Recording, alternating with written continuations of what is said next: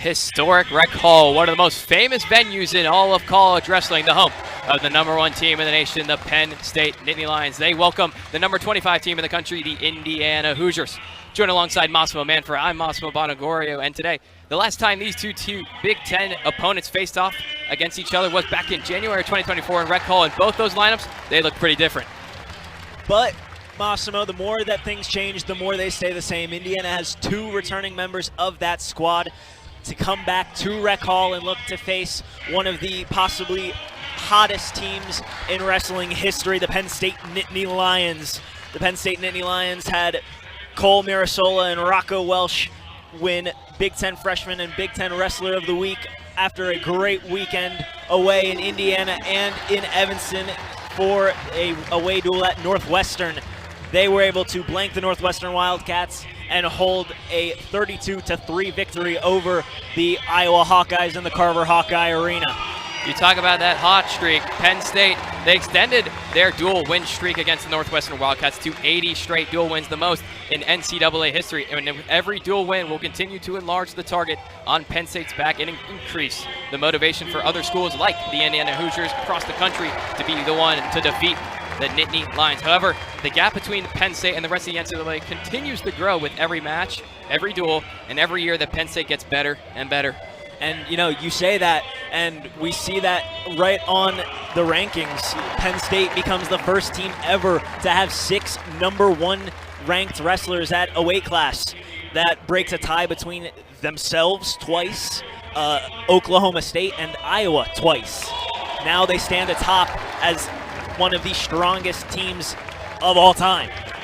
Yeah, and one of those #1s being at 165 pounds, Mitchell Messenbrink. And at 165 pounds, we're going to get a rematch as the starting lineup is being announced in the center of the mat as we speak. But going back to 165 pounds, as we see the lineups right here, Tyler Lillard versus Mitchell Messenbrink. Going through the rest of the matchups, at 125 pounds, Jacob Moran going up against Luke Lillidahl. Blaine Frazier will get the start at 133 pounds for the Hoosiers, going up against the 4th ranked at the weight class, Marcus Blaze. Henry Porter for Indiana at 141, going up against Braden Davis for the Nittany Lions. Joey Butler at 149 for the Hoosiers, and that goes on. But talking about 165, a rematch from the last time that these Big Ten schools went up against each other. Messenbrink took on Lillard at 165 pounds. The match had to end early, though, as Lillard went down with an injury default in the first period of that match, but both wrestlers fully healthy, and Rec Hall is getting to see a highly anticipated rematch between 2 ranked wrestlers who have had much success so far this season. Yeah, no, that matchup is something that's probably on the top of Lillard's mind.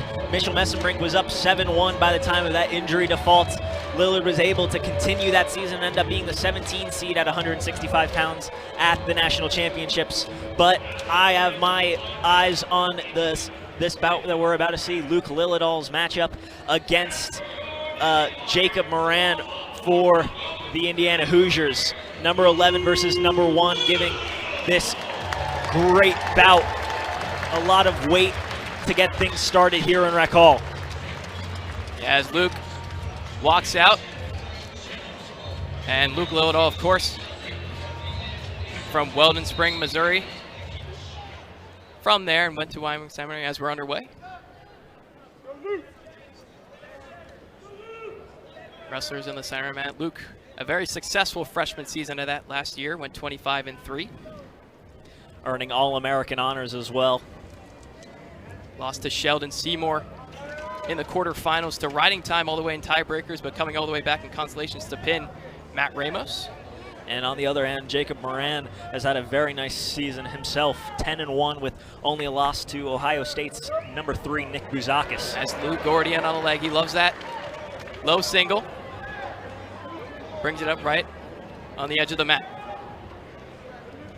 Fighting hard though is Moran. Moran finding comfort on the edge of the mat there. Closing in on a minute into this first period. Referee signaling no control for Luke. Our officials tonight, J.R. Blows and James Ravello. And the first takedown of the match goes to Luke Lillidahl. He leads the Indiana Hoosier 3-0. Wrestlers go out of bounds. We'll go back to the center. Luke Nice move by Luke, you know, just keeping after it on the edge of the mat there and earning that 3 points. Luke Lillidahl, undefeated this year, 11-0 undefeated in duels. Of course, his only loss coming in the Black Knight Invitational against his teammate Nathan Desmond. Of course, those losses do not count to his overall record. Moran up to his feet and getting wrist control, and he'll get his first points, and he'll get the escape. Luke still up 3-1. You know, Moran looking to just get low on Luke and try and get straight to Luke's body and fight back from that takedown.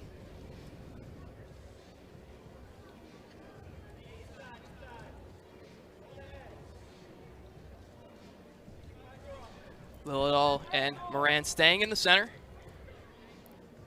Not much offense so far from Moran, only shot so far in this bout. Going to Luke, and he was able to finish it, which gave him the lead. Yeah, I know you mentioned it about Lilledal, the only loss this season coming at the hands of his own teammate. He's been 11-0 and lately been on a tear against ranked wrestlers, having 5 straight victories against ranked wrestlers. Less than a minute to go in this first period. Jacob Moran and Luke trying to go around, and he does. It's another takedown for the sophomore, and he leads 6-1. Well, there's a reason they call him Lightning Luke right there. He was just right to it, getting around Moran and claiming that shoulder to get around for the 3. Of course, the Penn State suited section getting Luke hyped up for this match. 20 seconds to go in the first period. Of course, Moran only the 1 loss as well, going to the number 3 in the weight class at the time. Nick Bouzakis of Ohio State losing major decision 11-2. Luke will wrestle him here at home in the Bryce Jordan Center in a couple weeks on February 13th. Lilledal trying to really isolate that left hip of Moran. And that'll do it for the first period. Riding time just gets to a minute. Of course, that riding time point is not secured just yet. Has to be over a minute by the end of the match. But let's look at one of Luke Lilledal's takedowns. Moran went for it, but just got a little too greedy, and Luke was able to get the go behind. Yeah, you saw it right there. Luke was able to get, right under that arm, around that armpit area, and just wrap around. Moran will start on bottom.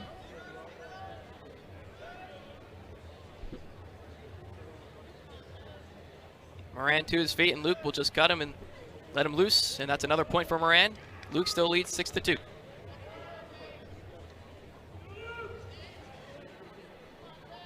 Moran not really being able to close the distance on Lilledal here. Both guys staying in the center, though. No warnings of stalling yet. Moran went for the shot, Luke for the reshot, but both really direct shots, just back and forth. Besides those 2 takedowns from Lilledal, not much. Luke getting on a leg once again, switches it off to a double, and it's another takedown. It's a takedown machine, Luke Lilledal. Lifting Moran by that right leg, twisting him over. Straight to a Turk, and he'll get some near fall swipes. Gets all 4, looking for the pin. He's looking for more here. Near fall's not enough for Lilledal. Luke's got it close. If he can get this chin, he's got it. And to start the duel off, Luke Lilledal, the pin for the Nittany Lions. He gets them up 6-0, and Rec Hall is all on their feet. 6 points for Lilledal, and that's 6 straight ranked wrestlers that Luke Lilledal has been able to defeat. This one by fall. Luke Lilledal's first pin of the season. As we look at it here, got it to a single, switch it off to a double, and Amelia just got the leg, turned him over. And that's all she wrote for Luke Lilledal. Yeah, and that move really started with Moran trying to overexert himself for that takedown to try and get back into the match. And he just plays right into Lilledal's hands, and you see right there from that tilt, just keeps going to get the pin. He had the leg and just getting the chin, and that was tight, getting the slap of the Resolite. And Luke gets the first match for the Nittany Lions. Up 6-0 as we'll move to 133 pounds. Yeah, it'll be Marcus Blaze versus, that'll be Blaine Frazier for the Indiana Hoosiers. Marcus Blaze, a former Big Ten Freshman of the Week earlier in this season.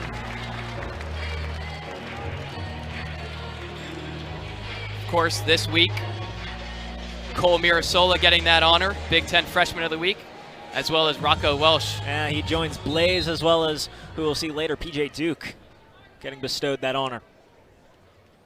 Marcus Blaze, the true freshman from Perrysburg, Ohio. Already in on a leg. And already a quick takedown. Just 10 seconds into this match. Blaze leads 3-0. Yeah, Frazier, the redshirt junior from Mount Pleasant, Iowa, 4-6 on this season, with 2 losses to ranked opponents, those being Sean Speidel of Northwestern, who the Nittany Lion faithful saw this past weekend, as well as a loss early in the season to Markel Baker for Northern Illinois, excuse me. Blaze 13-0 on the year.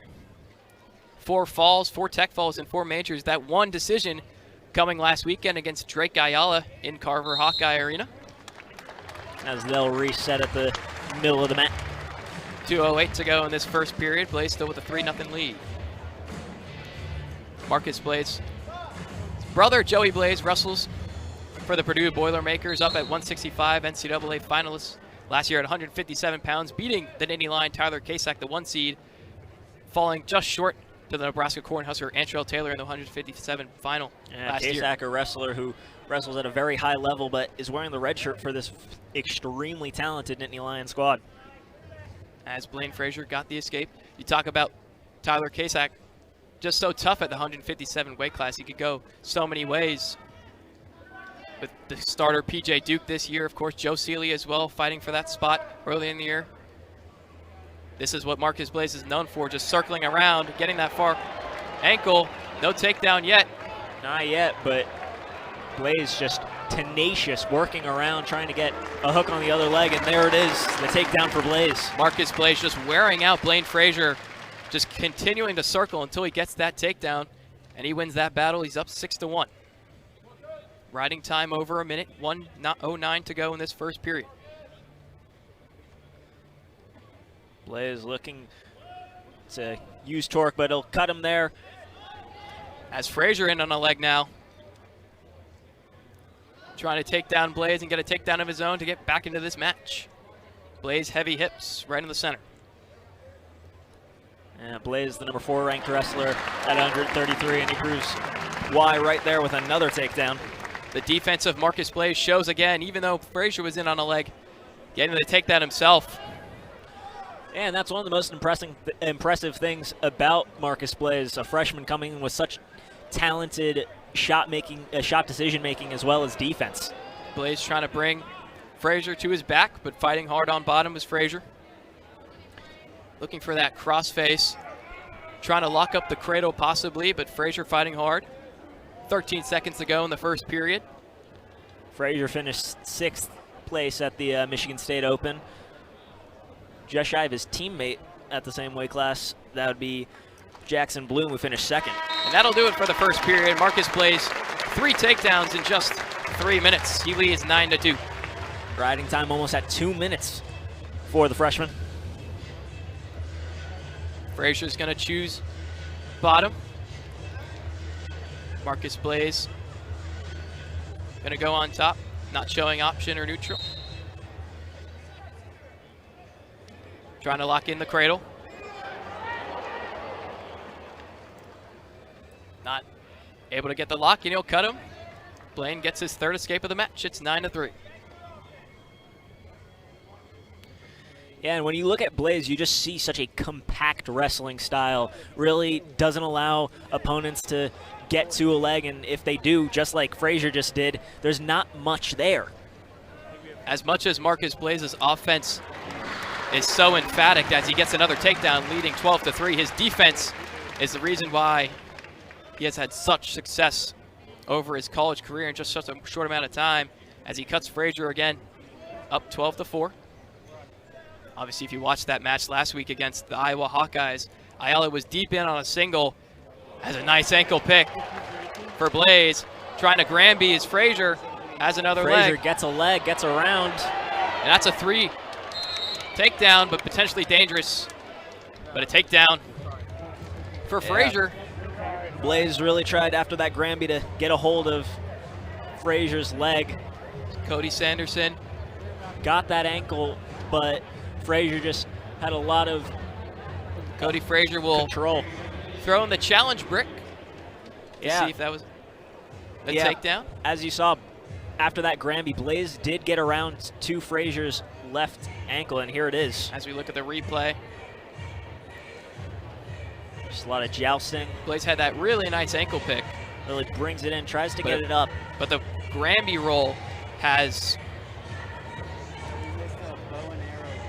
such a great move in wrestling. It's really just looking at, see that far ankle that Blaze had.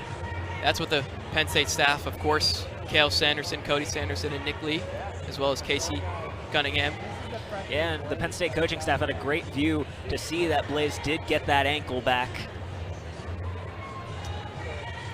Looks like the referees, the officials. J.R. Blows and James Ravello going over it, looking at the replay, deciding whether or not to award the points. In a couple moments, we'll either get a lot of happy Nittany Lion fans or a lot of sad Nittany Lion fans in just a bit. And we'll find out right here. No takedown to neutral. Blaze with smart decision making, trying to get around to that ankle. As look at the time on the clock fixed and the scoreboard fixed up as well, back to 12-4. Back in the center and neutral. As I was saying, that last match that Marcus had is in on another leg again. Low single, trying to bring it up to his feet.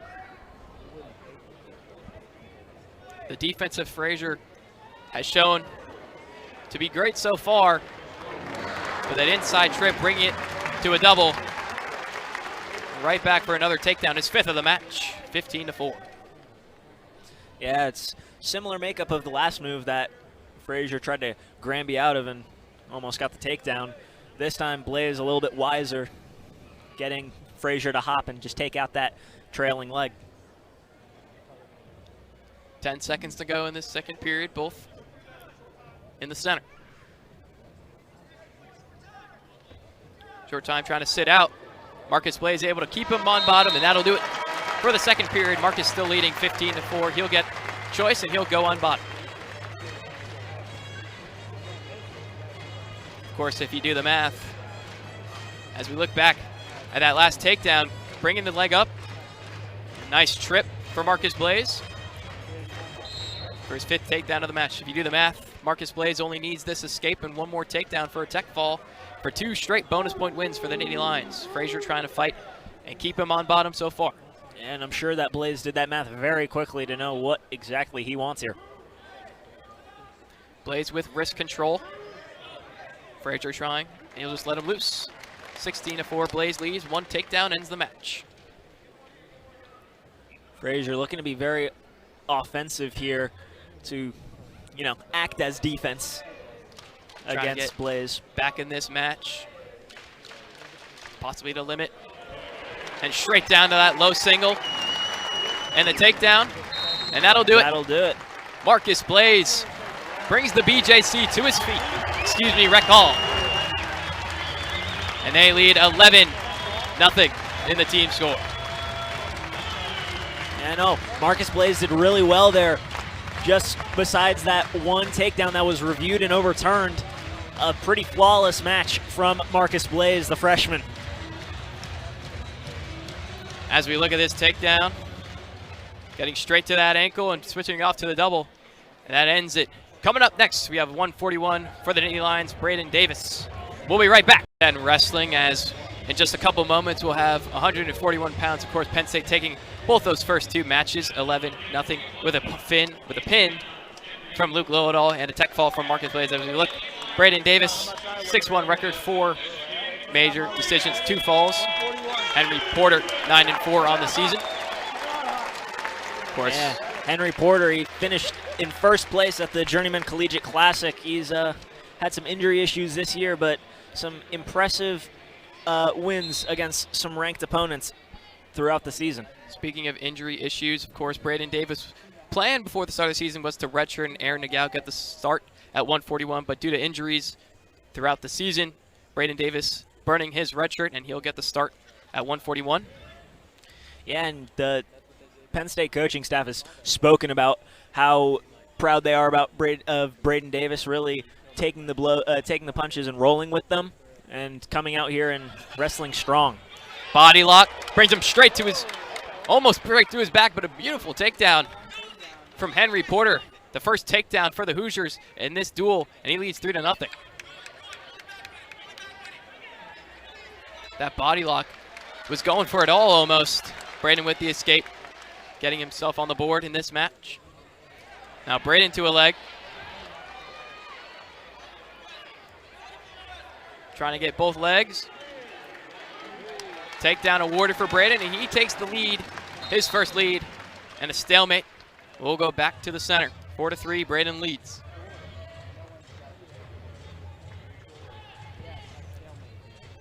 Henry Porter had that body lock to start the match. Was trying to get big, trying to bring him straight to his back and go for a fall. Braden able to fight off his back. And now he leads 4-3. And both of these wrestlers just really tenacious off the jump. 1:50 to go in the first period. Braden to his back, still in control.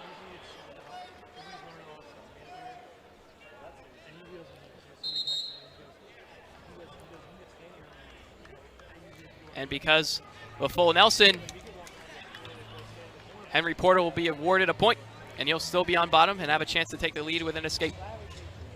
Braden motioning to the bench, seeing if he should just let Henry Porter straight up. But he'll choose not to, and he'll keep him on bottom.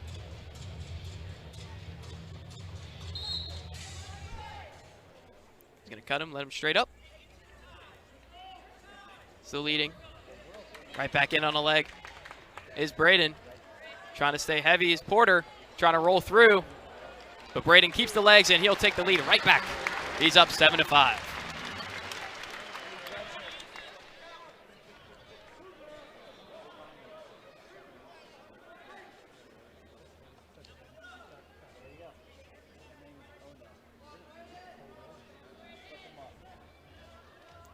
Wrestlers in the center. Minute to go in the first period. Braden trying to get that riding time up as much as he can before the end of the period.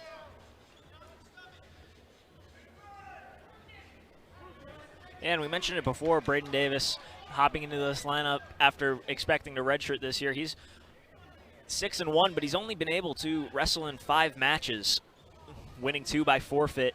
And, you know, this past weekend, he fell to Iowa's Nasir Bailey 3-2, just giving up a first period takedown. And a stall warning on Henry Porter on bottom. Not much action from the Hoosier.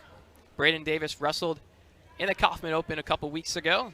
Went 4-0 in Edinburgh in his first action at 141 pounds. Same weekend as many other Nittany Lion wrestlers were wrestling at the Southern Scuffle. 5 seconds to go in this first period. Braden's riding time all the way up to 1 minute and 38 seconds, and that'll do it for the first period.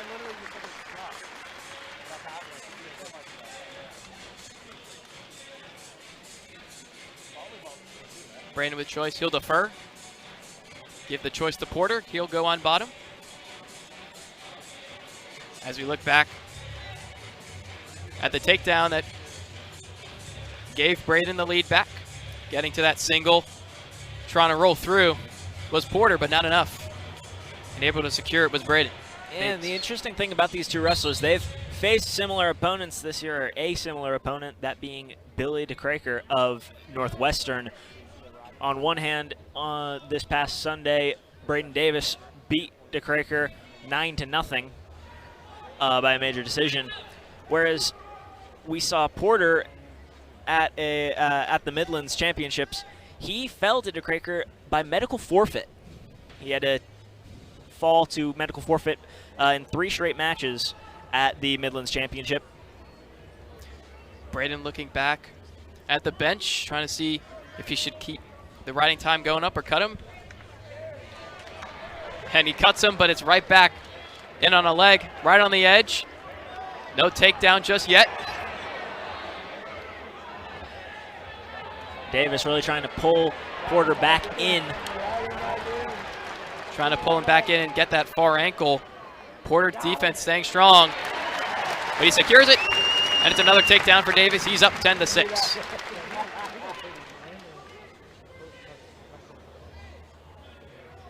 They'll go out of bounds with 49 seconds to go. Porter will go right back on bottom. With Davis 2.5 minutes just about in riding time, in a very strong position on top. Unless he cuts him, could be in a good position to secure riding time in the third period.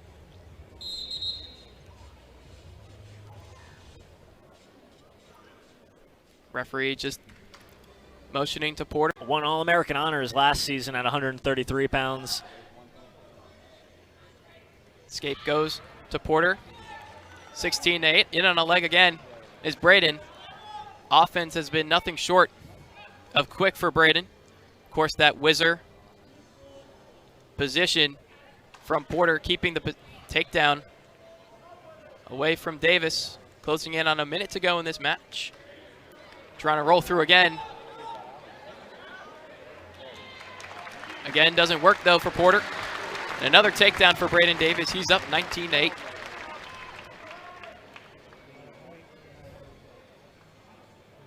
Penn State could be in store for another bonus point victory. Just 43 seconds away. And a stalemate will send the wrestlers back to the center of the mat with 41 to go. An 11-point advantage for the 11th ranked wrestler at 141 pounds. Coaching staff motioning to Braden to just let him up as soon as we get back to action. Braden will cut him. Another escape for Porter. Trying to get back in on a leg. Braden leads by 10. Davis really trying to work around Porter, kind of just letting him get to that leg. Back to the leg is Davis, trying to trip right on the edge, staying in bounds, and it's another takedown for Braden Davis, 22-9. And out of bounds, we'll go back to the center with 9 seconds to go. And that takedown will give him the most points he scored in a single match this season. And he's just going to go straight to neutral. 9 seconds. If he gets the takedown, he gets the tech fall.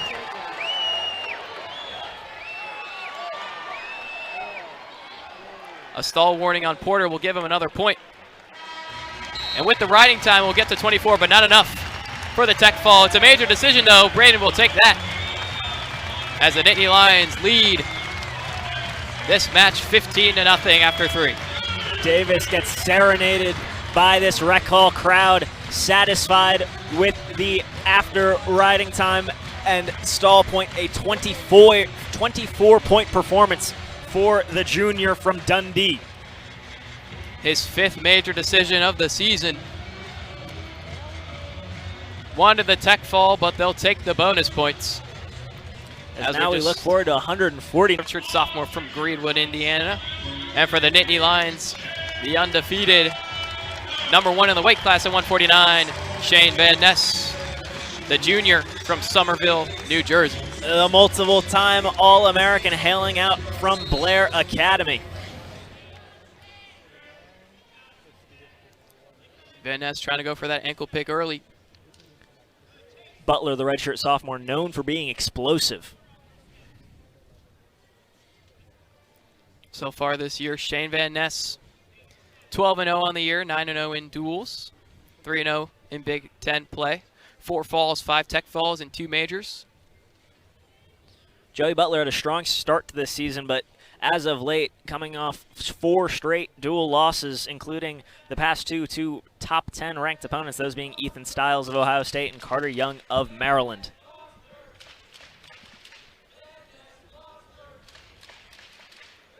No score. Closing in on a minute into this first period. 2 very different wrestlers. Shane Van Ness more patient, while Butler goes known to go all out. Go for those takedowns.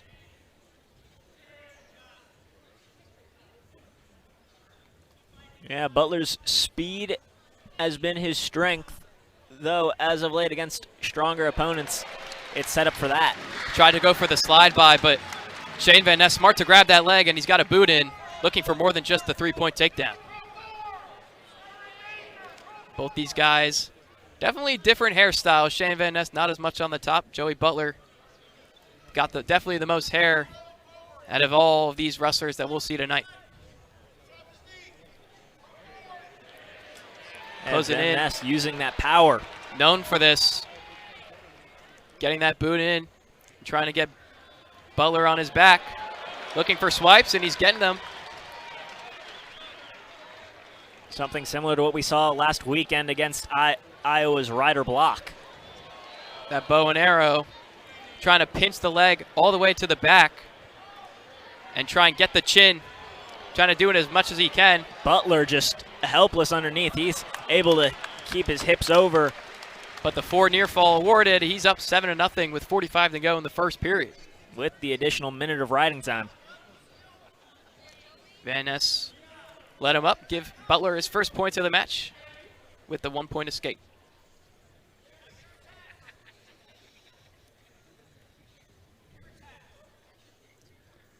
Van Ness looks to be feeling his power here. He's just really feinting Butler, using Butler's speedy persona to set up his own shots. In on the leg, Butler goes straight for the crotch lock, but loses it, and Shane Van Ness able to break him down, and it's another takedown for Shane Van Ness. He's up 10-1. Just at the end of the period, and that'll do it. But a productive first period for the number one at 149. Shane Van Ness up 10-1. He leads. Yeah, Butler's shots just not finding a real place in Shane Van Ness's area at all. Really dancing around Van Ness, not really able to break down the number one wrestler. Joey Butler choosing to go on bottom to start this second period. See if Shane Van Ness tries to get a boot in, goes right back to that Turk that he's so known for. Already has it in.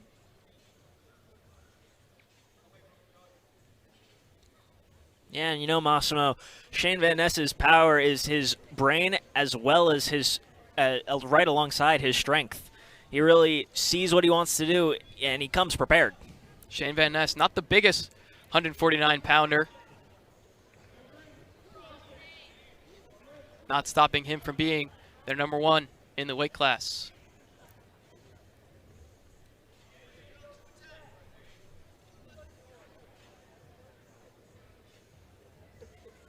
Closing in on a minute to go in this second period. Rec Hall getting into this one.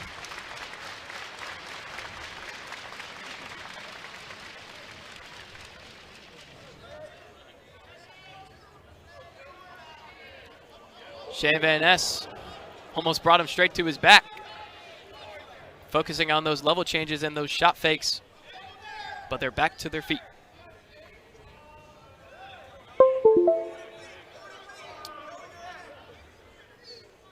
Van Ness starting to look like the quicker one between those on bottom. We'll see how long Butler keeps him on bottom as he's down 10-2.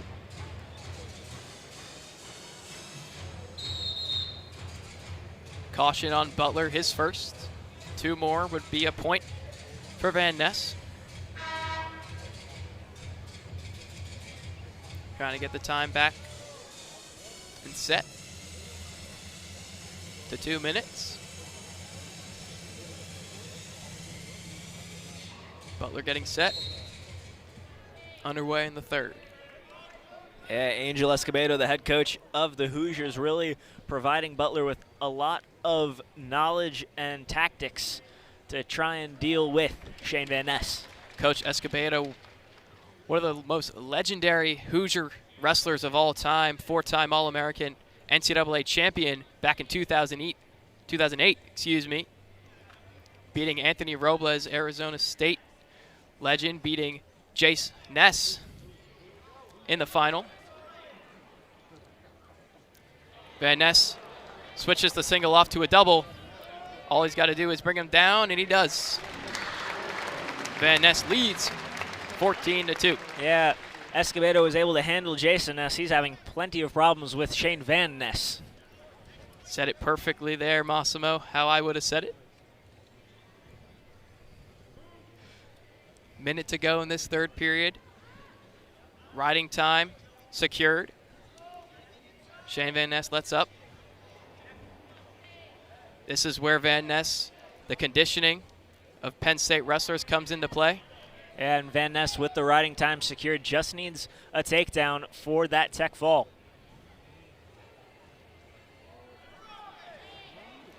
Trying to get that level change. Straight to the ankle pick. Bringing it up. Trying to whizzer his Butler. Butler using some flexibility here to try and maintain some distance. Van Ness still closing though. Trying to roll through, but it's not much. And he brings him straight to his back. Trying to lock up the cradle. And with the 3 near fall swipes, that'll give Van Ness the tech fall. Another bonus point victory. With a little blood on his face too.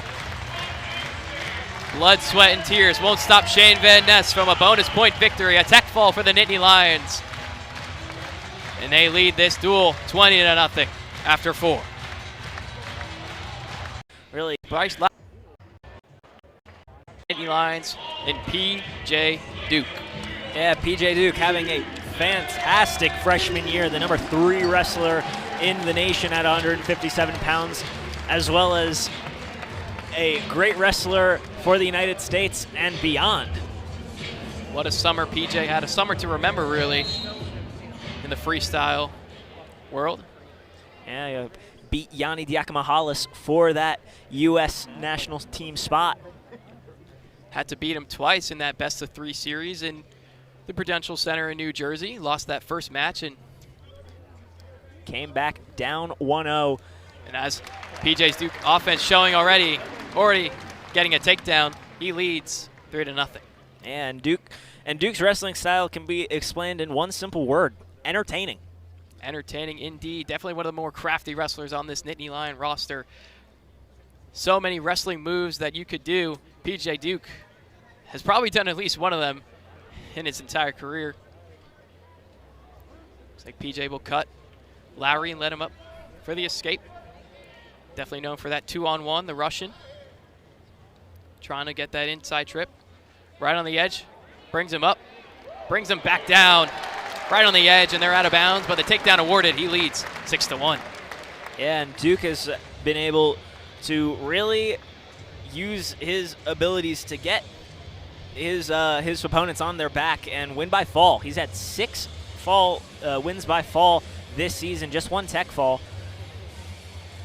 PJ Duke so poised and patient the way he wrestles.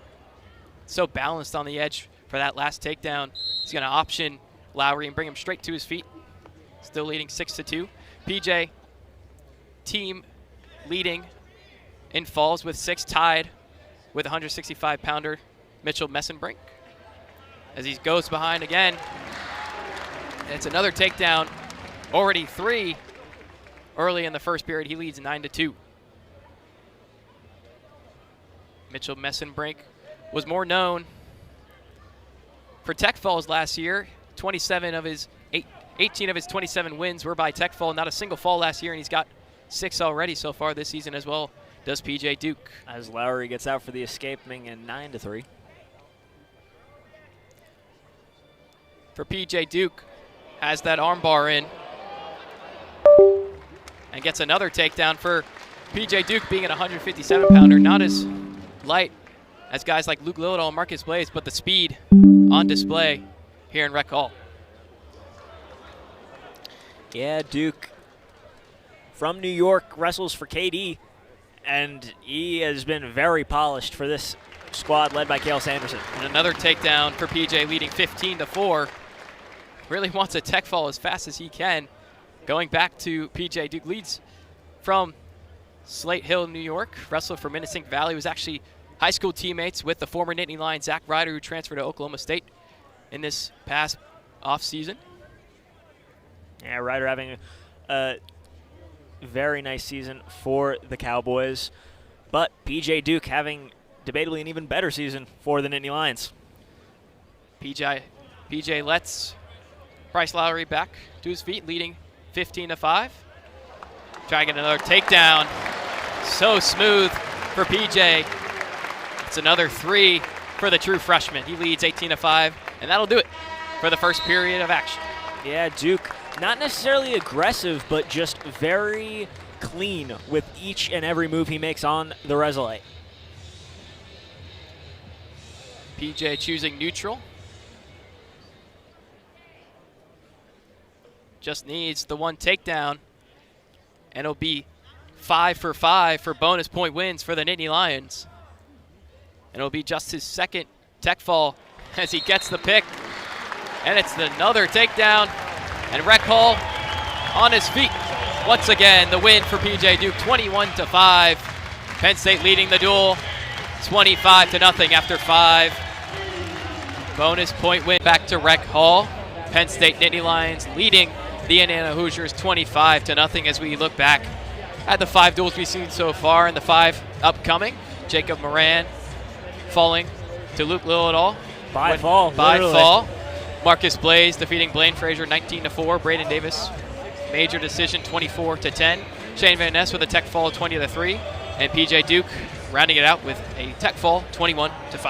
Yeah, and you see the Nittany Lions just pouring on points. 3 tech falls, a major decision, as well as a fall with 3 wrestlers eclipsing 20 points. Marcus Blaze, 19 right behind him. Luke Lillidahl's pin was just a little bit earlier, which is why it was 9-2. Didn't really have the opportunity to stack those points against the number 11 wrestler at 125. And now we look ahead to this back half of the duel. You start with one of the more anticipated matches tonight. It's Mitchell Messenbrink and Tyler Lillard. Yeah, we talked about that one in the before this duel got underway. The rematch between Mitchell Messenbrink, Tyler Lillard. Been 2 years in the making, but I mean, what our sideline reporter Bronwyn Liber talked about earlier, just 4 straight matches with number 1 wrestlers in the weight class. Of course, Nittany Lion with 6 total. We saw 2 in Luke Lillidahl and Shane Van Ness in the first 5, and now we'll get to see 4 of the 6 in the last 5 matches of this duel. Of course, Mitchell Messenbrink being one of the 165. Levi Haines, number 1 at the weight class at 174, going up against Orlando Cruz. Rocco Welsh, number 1, Big Ten Wrestler of the Week, after he beat Angelo Ferrari in the Iowa duel, going up against Sam Goen at 184. Josh Barr going up against Gabe Sollers at 197.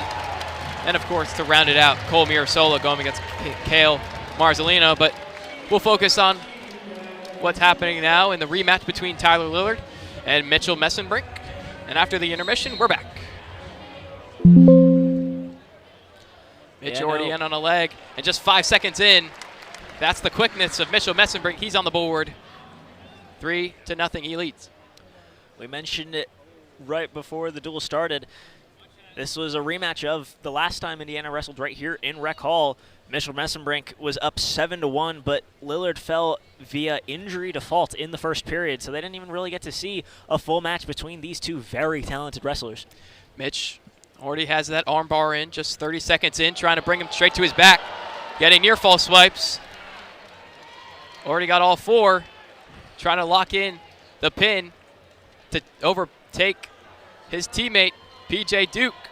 Yeah, Messenbrink, the very, very smart wrestler, really just using his torque to get Lillard down. Mitch looking at the referee, wanting the fall to be awarded. It's close, but not there yet. Trying to get the chin. Lillard doing very well to fight off his back. Yeah, Lillard really using good feet work to stay up and stay just in this tilted angle without allowing his hips to be flipped by the very strong Messenbrink. Trying to keep the bar. Looked over to the coaching staff, trying to get the chin. Lillard fights off his back, but the forward ear fall goes to Messenbrink. 1:30 to go in the first period. Mitch still with that arm. Referee trying to make sure there's no potentially dangerous call.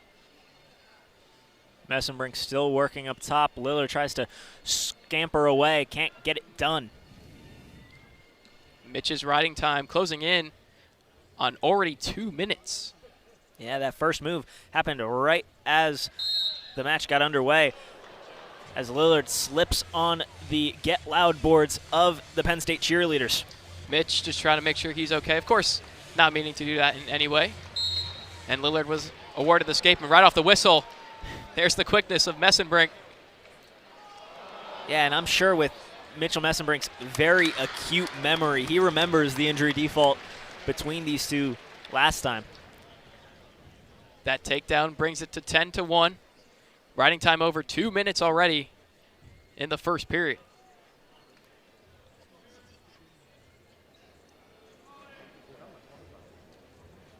Tyler Lillard, only 2 losses on the season.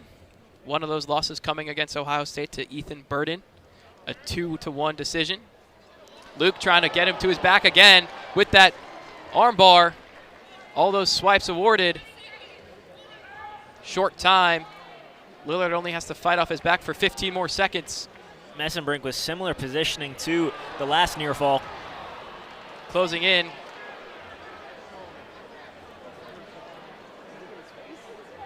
But it that will do it. Won't be enough time. Of course, the 4 near fall awarded. He's up 14-1 with 2 minutes and 45 seconds of riding time. Almost 3 minutes already with riding time for Mitchell Messenbrink. Only 15 seconds of that entire first period was spent in neutral. Most of it was just Messenbrink on top.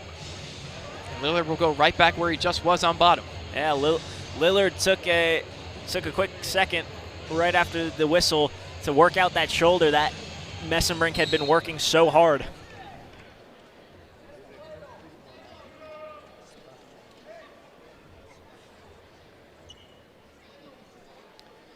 You mentioned earlier Tyler Lillard has 2 losses on the year.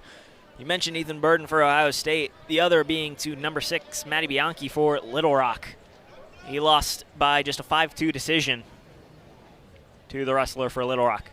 Besides those 2 losses, though, very successful season so far for Tyler Lillard. Of course, everything what you would want for Mitchell Messenbrink.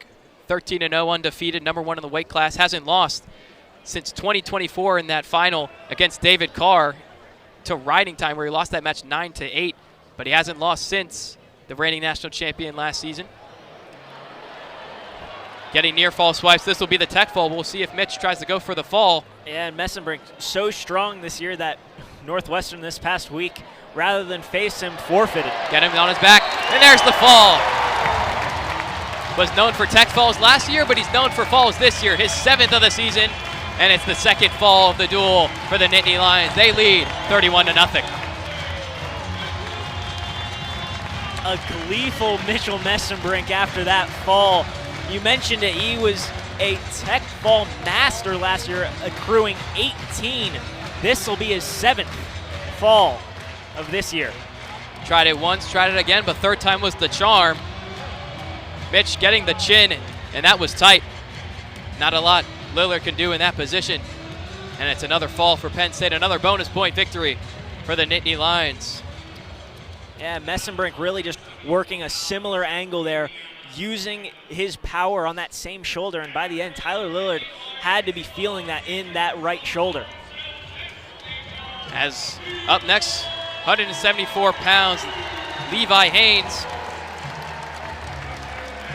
going up against Orlando Cruz, another one of those number 1 ranked wrestlers for the Nittany Lions, ranked first at 174 pounds. Yeah, this streak of wrestlers for the Nittany Lions at 165, 74, 84, and 97, a bit akin to the Yankees Murderers Row.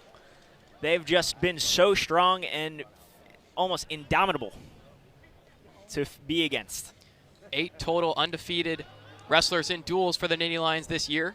Only 6 total dual losses throughout the season. On pace for none in this duel. Still no takedown so far. 2:22 to go in the first period. And debatably more impressive, they have only lost 1 single match in Big Ten play so far, and that was Braden Davis against Iowa. 5 shutouts on the year. Penn State were able to get a shutout tonight, be their 6th of the season. Levi, that nice sweep single, trying to switch it off to the double. And another takedown for the Nittany Lions.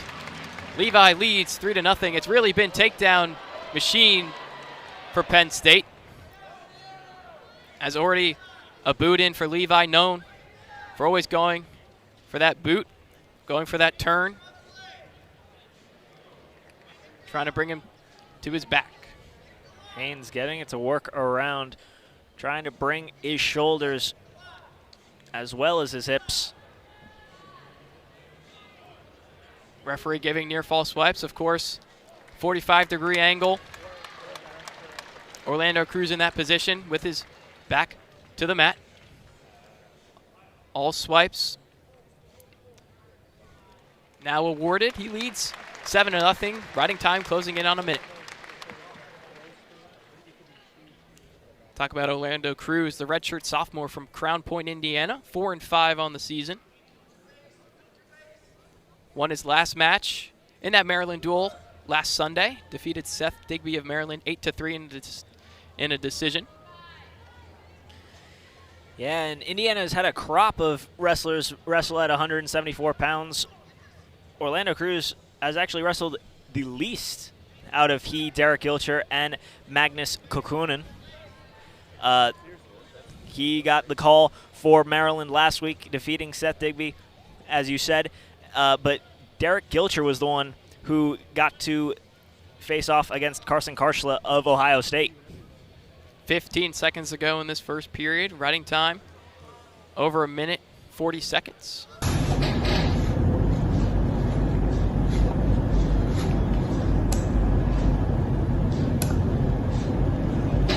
And that'll do it for the first period. Riding time, a total of a minute 54. Levi leads 7-0. With choice, he'll go a glance over to the bench on bottom to start the second period.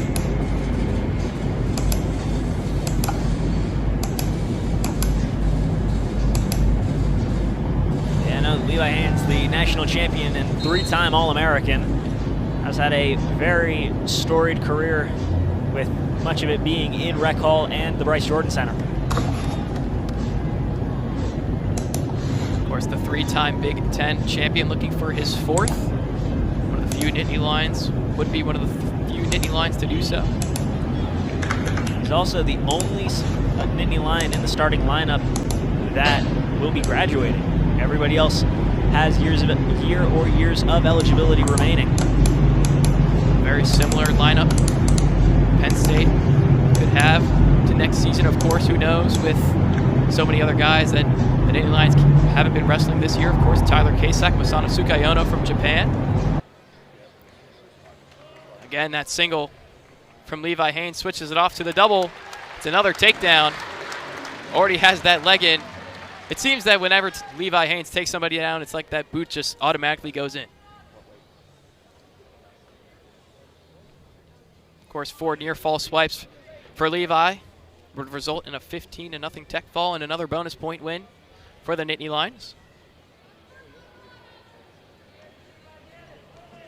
Stall warning on Orlando Cruz. Not much action on bottom. Yeah, the action's been all Levi Haines, whether it's the boot or, as we see him, wrapping around Cruz. Trying to circle in is Orlando Cruz, right in the center of the mat. Short time, only 15 seconds to go. Riding time closing in on almost 3 minutes.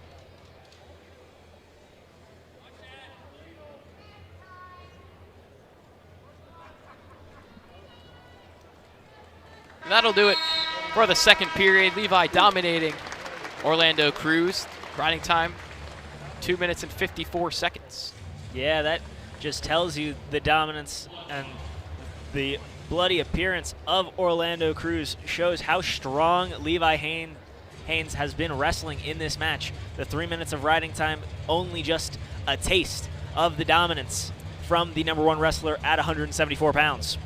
Cruz bellied up.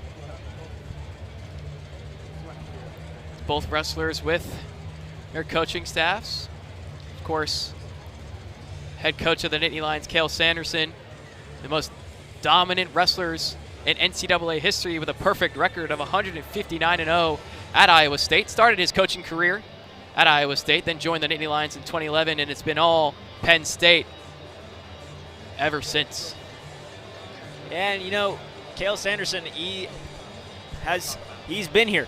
He's seen it, and he has replicated that success with every wrestler that he puts on the mat. And you see her right there with an average margin of victory this year of 40.2 points, a Big Ten margin of 40 points flat. So no matter who they wrestle, the Nittany Lions feel confident and are confident. Levi goes straight to neutral. Riding time already secured. So a takedown would win it.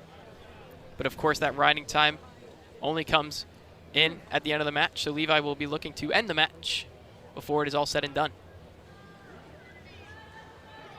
And it looks like that's Cruz's top goal, to make it to the end of this match without the tech fall. He gets a leg there. And on a leg. Levi trying to stay heavy. Low to the mat. Levi in on his leg as well. Haines sprawling out. And he works around.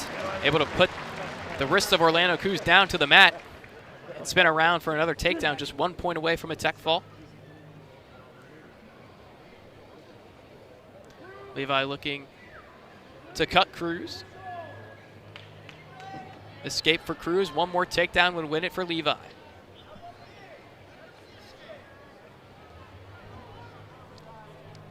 There's 55 seconds to go. A lot of action from Levi, wrestling Cruz on the edge, in on a leg. Trying to push his head out and switch it off to a double, and he does. To start off the second half of this duel, back-to-back bonus point wins, 7 for 7 in bonus point victories. The tech fall for Levi Haines. Penn State leads 36-0. And the Nittany Lions start the second half of the duel just the way they started it, with a fall and then a tech fall. And the bloodied and battered appearance of Orlando Cruz tells the story of this matchup. Levi Haines just working Cruz. Coming up next, it's the Big Ten Wrestler of the Week in Rocco Welsh. He'll go up against Sam Goen right here. As we take a look at some Penn State wrestlers who had some success over the summer at the U20 and U23 team world members. Both teams won gold, as we look at so many talented wrestlers for the Nittany Lions. All team members for both U20 and the U23 teams. Yeah, and you know, Massimo, after such success at NCAAs, these Nittany Lions did not rest. They kept it going right into the summer, with even some of the freshmen getting in. PJ Duke obviously earning a gold medal at U20s, with a bronze at U23 Worlds. William Henkel earned himself a silver medal at the U20 Worlds. And this team has just been so complete, and you can see why. They live, breathe, and eat wrestling. Yeah, and not only some of those guys even made the senior team as well. PJ Duke, we talked about earlier, beating Yanni Hollis twice to make that senior world team. Levi Haines as well made that senior world team. Josh Barr and Luke Littledale just fell short at Final X in New Jersey. As just moments away, and here we go at 184 between Rocco Welsh and Sam Goen. As you mentioned before, Rocco Welsh, Big Ten Wrestler of the Week. That's the third Nittany Lion to be bestowed this honor this season.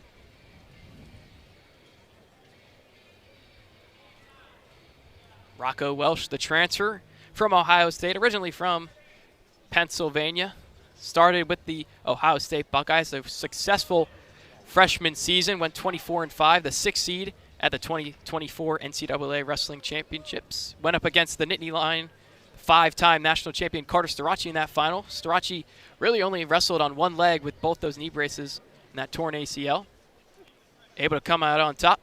Rocco Welsh hasn't lost since, wrestled unattached for Ohio State last year before transferring to the Nittany Lions.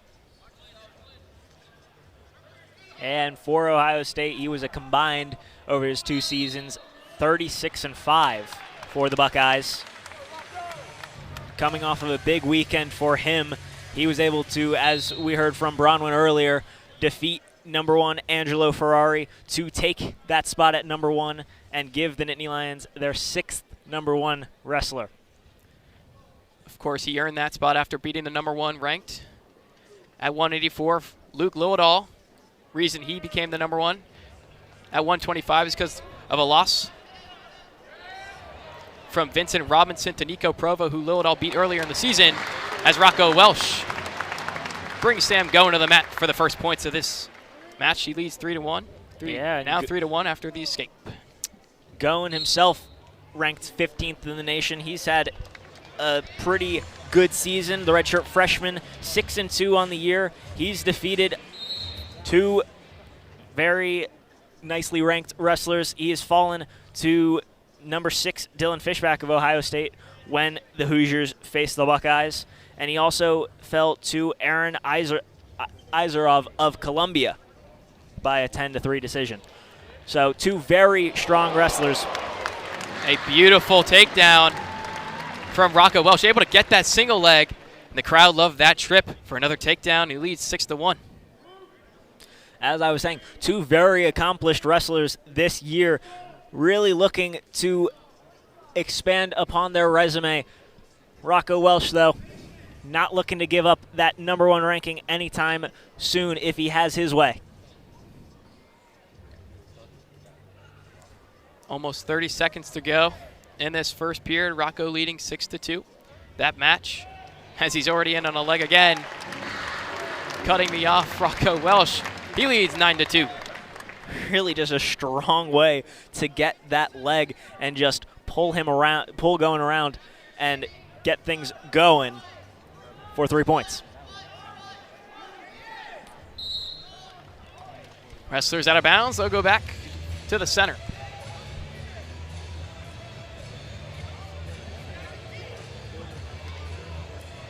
And that match for Rocco Welsh against Angelo Ferrari really came down to the wire. It was 1-1 after 3 periods, no score after a period of sudden victory, and it came down to tiebreakers where Rocco Welsh was able to get the escape.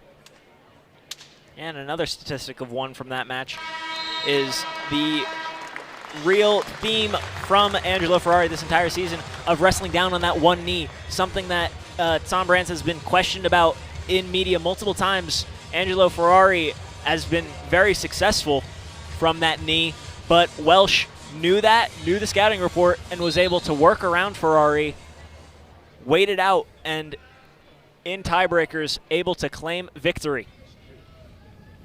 Goen able to get the escape. Rocco still leading 10-3.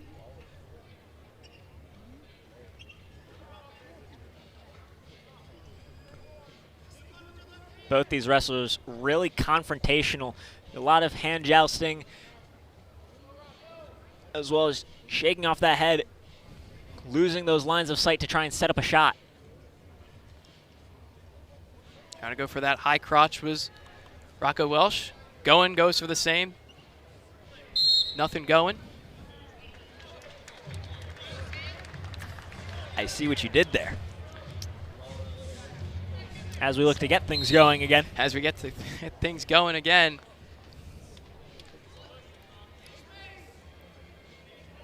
We talk about 184.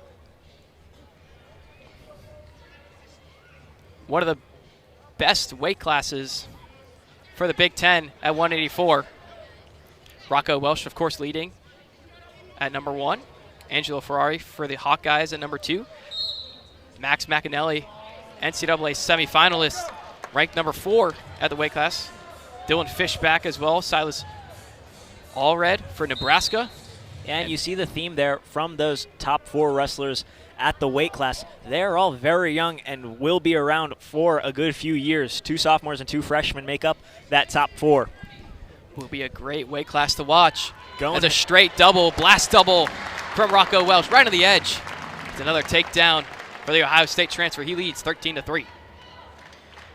And as we were mentioning, the youth at 184 pounds, Sam Goen himself, the redshirt freshman at 15th in the nation really just emphasizes that point. I mean, if you look at the top 10, it's really only 2 seniors out of all 10 of the top-ranked wrestlers at 184. So should be an exciting weight class to watch for not just this year, but for years to come.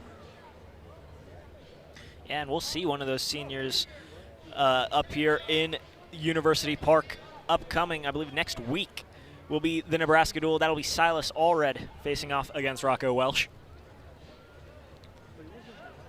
And we'll see another one of those guys in a couple weeks as Rocco Welsh faces off against his former school, going up against Dylan Fishback, the newest Ohio State Buckeye, at 184, and that'll do it for the second period. Rocco still leading 13-3.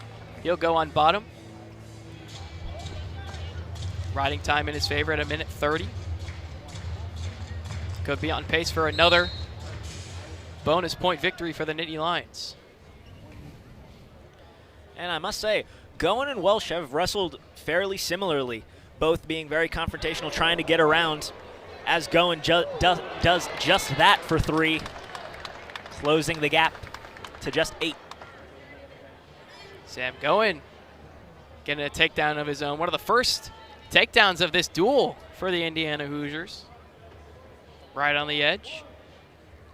You know, as I was mentioning just before that, Goen and Welsh, fairly similar styles in this match. Really confrontational, really trying to put the other off before to set up a shot for themselves. Welsh has been more successful, really being able to take away Goen's line of sight on that ankle or on that leg, and Welsh was capitalizing through the first 2 periods, but Goen gets a takedown himself, looking to close things down in these final 75 seconds. Rocco Welsh also got taken down in that Northwestern duel against J.D. Perez. Ended with that tech fall going Welsh's way. Welsh with the escape. Still leads 15-6. Less than a minute in the third. Of course, riding time not in favor of Rocco Welsh anymore. For that ankle pick was going.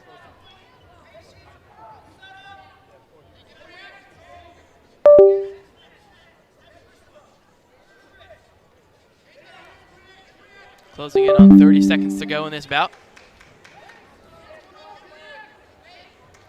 Rocco gets to that low single. Trying to roll through and bring him around. And another 3 for Sam Goen. Will it be enough time though? Closing in on 15 seconds. Will be the first.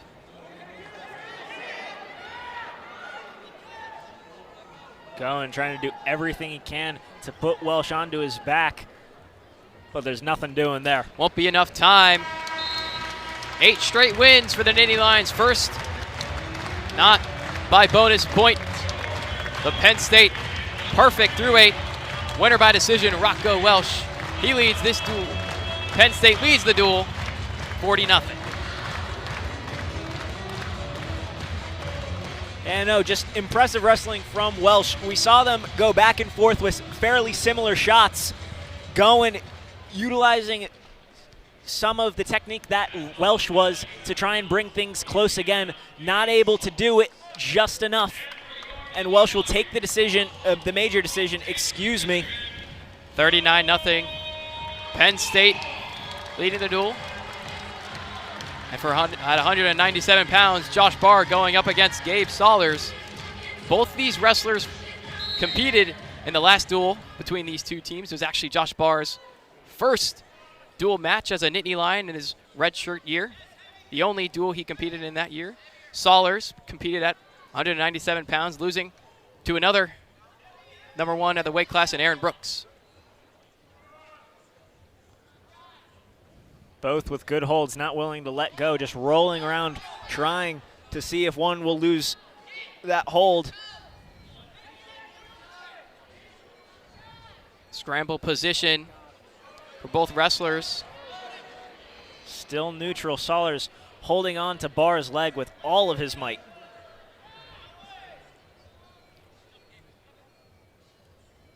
Both guys trying to keep each other's ankles as best as they can. Rocco trying to go behind, and he does. For the first takedown of this match, Josh leads 3-0.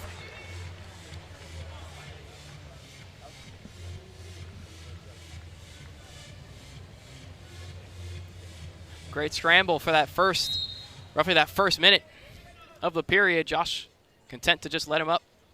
Gets the leg back, right on the edge. And we'll go back to the center. Sollers go back on bottom. Josh Barr, one of those undefeated Nittany Lion wrestlers, didn't start the season as he sustained an injury at the U23 Worlds. Starter was Connor Mirasola, the brother of Cole Mirasola, who we'll see up next at heavyweight. And in his stead, Connor Mirasola wrestled very well himself, accruing a nice 6-1 record with wins against multiple ranked opponents. But after the recovery of Barr from a rib injury, he hopped right back into the starting lineup and reclaimed his #1 rank in the nation. Indiana's Gabe Sollers been unlucky against ranked opponents this year, going 1-4 in his first match of the season, defeating Tucker Hogan of Lock Haven. But ever since, it's been 4 straight losses against ranked opponents, losing to DJ Parker of Oklahoma, as well as Stephen Little from Little Rock. And then DJ Parker, one of those wrestlers that Barr could have faced earlier in the year had he not been injured. Mirasola was able to defeat #8 at the time, DJ Parker, by a 13-3 major decision. Sollers very similar to Joey Butler at 149. Last 2 matches, both losses to ranked opponents. Gabe Sollers wrestled against Ohio State and Maryland, losing to both ranked guys as well.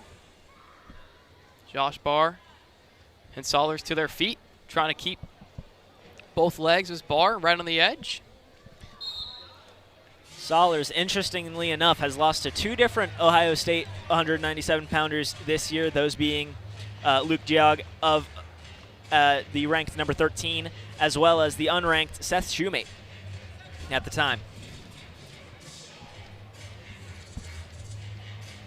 Back in the center. Caution on Josh Barr.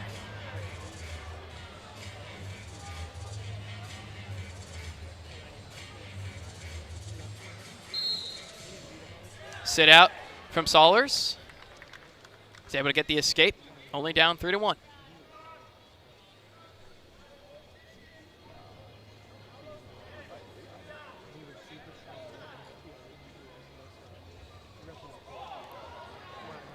And on that single again is Josh trying to get that body lock is Sollers trying to limit the takedown. Another scramble position. We'll see if this has a different result from earlier, or will end the same with a takedown from Josh.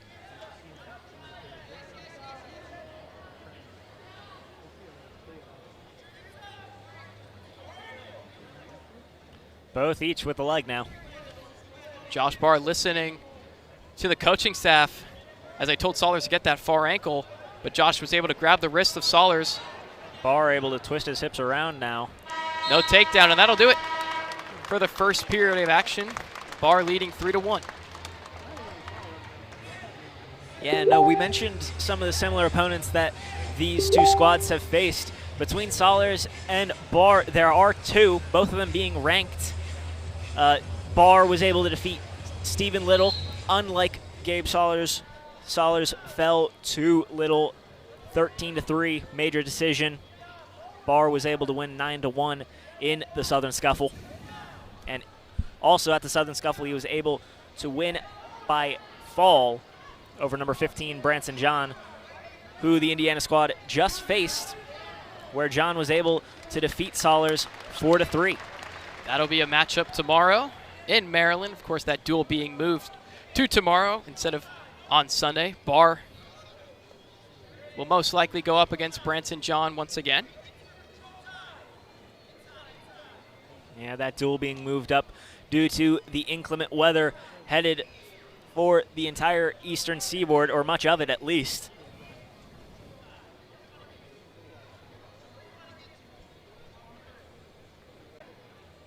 Closing in on a minute left in this second period. Barr again. Level change to that double. Sollers doing the same. Trying to get that body lock.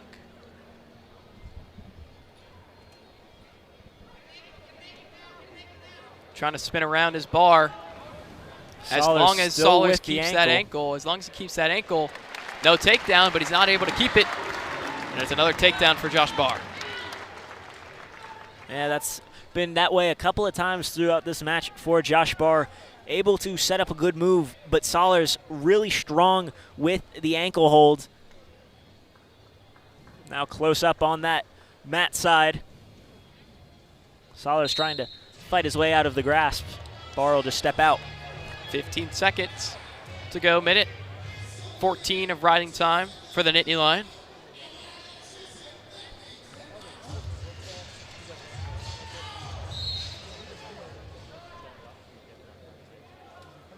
Both wrestlers up to their feet. 7 seconds to go. Barr trying for a mat return, not able to get it. They'll just step out and reset. And a stall on Josh Barr. Just trying to keep Sollers in his grasp. Yeah, boosted by a very dismayed Indiana bench.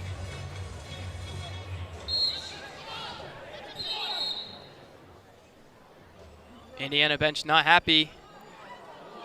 Barr's third caution, so it'll be a point for Sollers. Rec Hall not liking it. The Indiana bench not liking it either, because regardless, the scoreboard still reads 7-2 Josh Barr.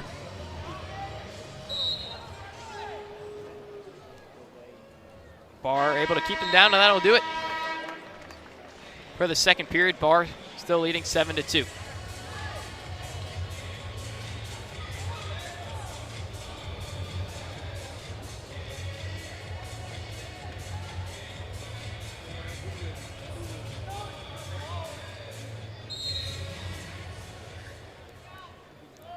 Lets him up. Sollers still in this match, only down by 4.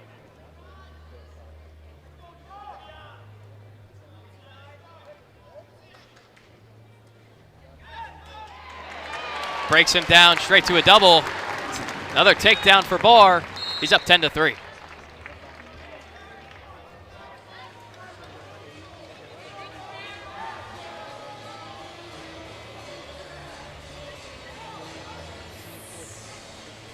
Barr's just going to go straight to neutral. Let Sollers up. Wants to try and get more takedowns, go for bonus points. Straight in on that double again, right off the whistle.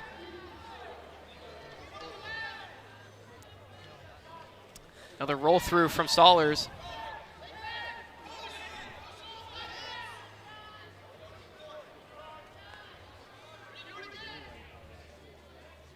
Indiana bench wants Sollers to try and roll as much as he can. Barr just pulling both of Sollers' legs down.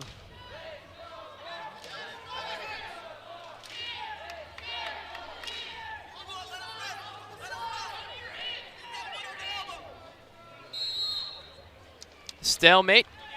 Both wrestlers will go back to the center. Under a minute now left in this match.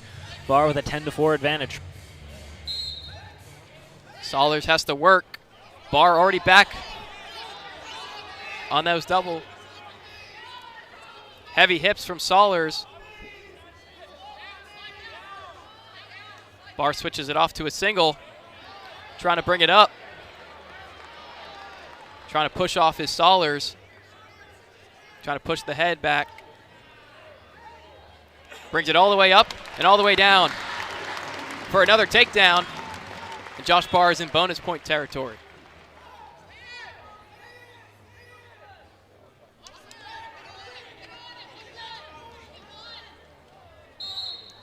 It's another stall.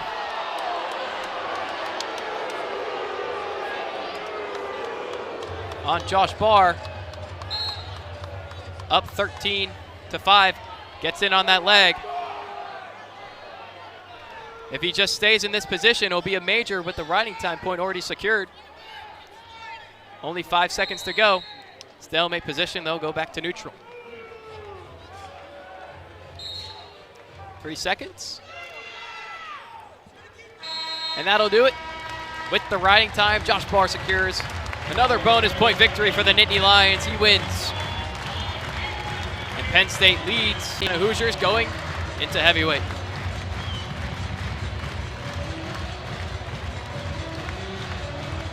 See the replay for Josh Barr. One of his takedowns. It was that shot from Saulers, but the re-attack was perfect for Josh Barr right on the edge. Coming up next, the last match of this duel at heavyweight. It'll be Penn State's Cael Sanderson going up against Indiana. It's a Big Ten plus. Penn State leading the Indiana Hoosiers 43-0. We'll look at the Hoosiers' upcoming schedule. This Sunday, they'll host their whiteout in Bloomington against the Michigan State Spartans. Yeah, that'll pair for a whiteout for the Hoosiers as well as their alumni day against the Michigan State Spartans. And the following week will be against the 10th ranked Illinois Fighting Illini, then following week against the Wisconsin Badgers, then against the Nebraska Cornhuskers, and ending the season against the Purdue Boilermakers. And that Nebraska duel for them will be a blackout, and the Purdue duel will be senior day as well as a redout. So all types of colors for the Hoosiers. And we'll take a look at Penn State's upcoming schedule. They'll travel to College Park tomorrow to face off against the Maryland Terrapins, and then January 30th in the Bryce Jordan Center, they'll face off against the Nebraska Cornhuskers. Then they'll travel to Ann Arbor for a matchup with the Michigan Wolverines, and then one of probably the most biggest and highly anticipated matchups of the entire season, 1 versus 2 on February 13th. Penn State going up against their big rivals, the Ohio State Buckeyes. Yeah, the Bryce Jordan Center is sure to be packed with this 1-2 matchup before they end the regular season against the Princeton Tigers right here back at Rec Hall. It'll be Marzolino against Mirasola, the last match of this duel. Though the season does not end here on the Penn State campus when the regular season does, as they will be hosting the Big Ten Championships right over in the Bryce Jordan Center. And as you were talking, Mirasola already a takedown 15 seconds into the match. And an escape, ankle pick. Penn State fans love that one. Right on the edge. Already 2 takedowns in less than 30 seconds. Cael Sanderson, 2 losses on the year, but he's been hot as of late. 5 straight wins, including 2 against ranked opponents in that duel against the Rutgers Scarlet Knights, beating Hunter Katka. And then just last week, beating his biggest win of his college career, going and winning by decision against the Iowa Hawkeyes' Ben Keeter. And another takedown, 3 in the first minute for Cael Sanderson. He is showing his conditioning and his speed as a heavyweight. He leads 9-3. Yeah, and besides those 2 losses back-to-back against Nathan Taylor and Christian Carroll, Mirasola has been very good. He's shown that speed, which is not that displayed at the heavyweight weight class, but as of late, it's been one of his largest strengths. Of course, Mirasola, not a nationally born heavyweight, actually one of the lighter heavyweights in the country. Yeah, but that's been mentioned a lot as Mirasola gets 3 there. That's been mentioned a lot about Cael Sanderson wrestling at a weight class that can go as high as 285 pounds. He weighs in today at just 228.8. But against Caleb Marzolino, he actually has an advantage, unlike what we've seen most of this year. Marzolino giving just about 10 pounds to Mirasola, weighing in just shy of 220, excuse me. Back to their feet. Mirasola in on a leg again. Wants to end this match and this duel quickly. Wants everybody to get home at a reasonable hour. And another takedown, leading 15-4. Of course, the escape makes it 15-5. Went for that inside trip. Not there. Trying to snap down. Stall warning on Marzolino, not doing much, but his takedown right on the edge. They'll go out of bounds. And we've seen all different types of matches for Cael Sanderson this year, whether it be low scoring like Ben Keeter or his matchup against Hunter Katka of Rutgers, or piling on the points. Just like his most recent dual win against Gabe Christensen, 19-4 over Northwestern. Coming for that ankle pick again. Toying with Caleb Marzolino. It's really been a takedown masterclass for the redshirt freshman. Wrestling on the edge again. Penn State fans wanting a stall call, a Marzolino, and he'll get it. It's another point for Mirasola. Right back to that ankle pick, and that'll do things here in Rec Hall. A tech fall and a shutout for the Nittany Lions. They defeat the Indiana Hoosiers 48-0. Winner by tech fall, heavyweight Cael Sanderson. And that gives the Nittany Lions their third shutout in Big Ten Conference.